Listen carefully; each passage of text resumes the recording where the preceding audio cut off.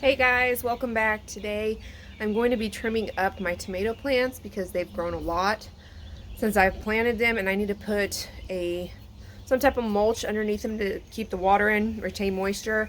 Now this year I'm going to use two different types of things. I usually use straw or hay, something in that realm, whatever I can find. I'm also going to use what I have on hand from my pine trees. I'm going to use pine needles.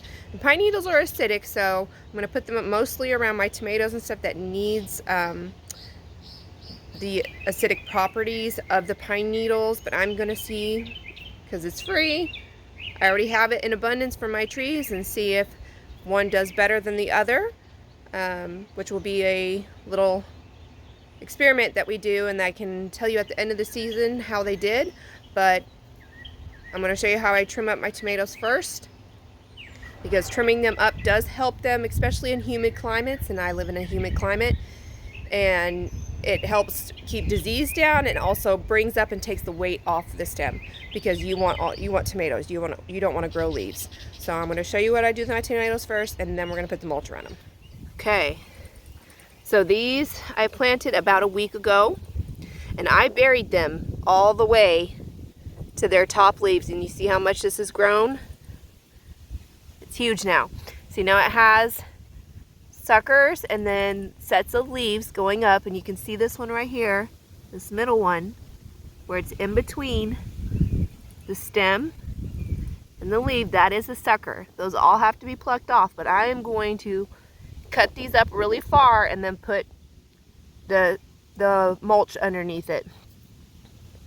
And it's not going to hurt your plant. This is how you keep healthy plants, especially in humid climates.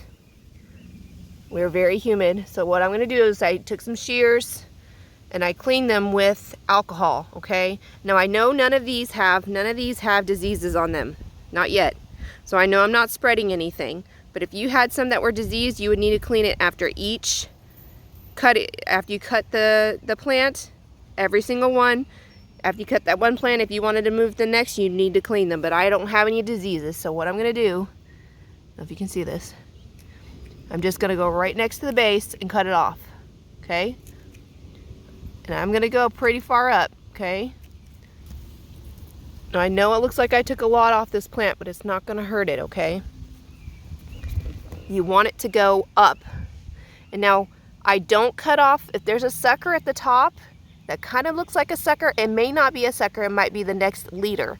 So I leave that one alone, and I will do them all like this, and see, there's my first set of fruit. I do not pinch off my first set of flowers for where the fruit's gonna set. I don't do that. I don't understand why people do that. It doesn't make a difference, and I think sometimes it stunts it. It's growing on purpose. This will get thicker. It will be able to support it. It's got good roots. I planted all the way down to the ground, and it grew that big in just 10 days. Okay? I personally just don't understand why people pinch off your fruit. It doesn't make any sense. They say, oh, it puts energy back into your roots. Well, this will too, cutting off your leaves and leaving your fruit. So this is what I'm going to do to all the plants, get them up to grow up healthy. It needs airflow, especially when in the summer when these are really big, and I have them, they're not too close. See, I told you they have plenty of room, but when they get too clustered, they get diseases because they have no airflow. You want airflow. I'm going to keep going even on this little one. I'm going to pinch off the two bottoms, and before I put the mulch around it, I'm gonna just put more. I'm gonna put more soil, because all these little hairs will be roots. This is how you keep your plants healthy and grow up. You want them to grow up. Now these are indeterminate. Now if you have determinate tomatoes where they set all their fruit at once, those are different. These are indeterminate, okay? I'm going to do the same thing for this one. I'll probably leave I'll leave that one. It's pretty far up. But I'm going to do that for all of these. Okay, so I put it around my peppers too. Everything that I plant, I'm going to put stuff around. So I cut them up. You can see they're all cut up. Put it right underneath it. I don't put it real thick, but I'll put a good layer of it on here just so it can cover them up. You see? You want them to go up, and you don't want to grow leaves, so you cut off the bottom ones once you have enough on top. See, that's plenty to have on top for it to start growing up, and it'll start sending out new shoots because we cut off the other ones. But these will eventually grow up. I'm going to put some twine that goes down to wrap around the base here in a day or two, and then once it gets to here, I'll start weaving it through the cattle panel. Okay, it's not hard, it's pretty easy. This is actually really good straw, wheat straw that I got from, I think it was Home Depot, which I'm not endorsing anybody, but it was good chopped up stuff. I have some really bad stuff over here. This stuff is so long, it's junk. I can barely use it, but I'm going to use it for something else, probably squash or something. But I like the ones I just got. Put it under everything. I'm going to do the rest of the stuff in my dill and everything over there, but put it underneath so it helps retain moisture. So here's the pine needles. All I did was rake them up and we put them inside here. I didn't go through it. I took out the pine cones because I don't really want those in there, but otherwise I just left it. It's like mixed with leaves and stuff. Should be good. Okay, this one I did with pine needles. I'm going to finish filling it in on the sides and the back side, but you can see did it pretty thick. My daughters helped me with this, and I'm going to fill in that whole section up there, but this one's going to be pine needles opposed to the one that had hay in it.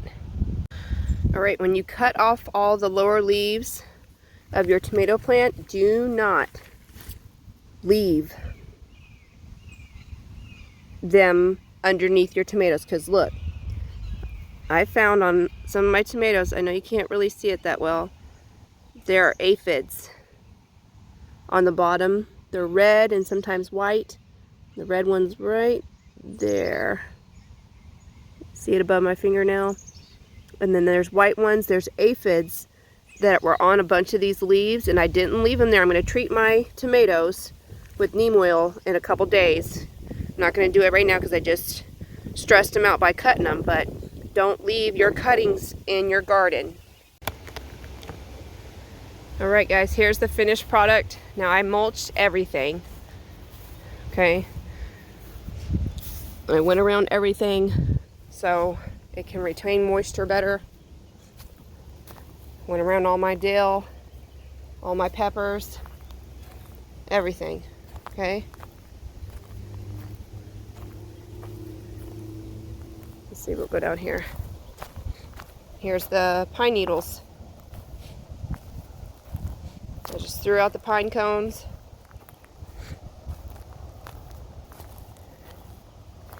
Mulch around it to try to help your plant.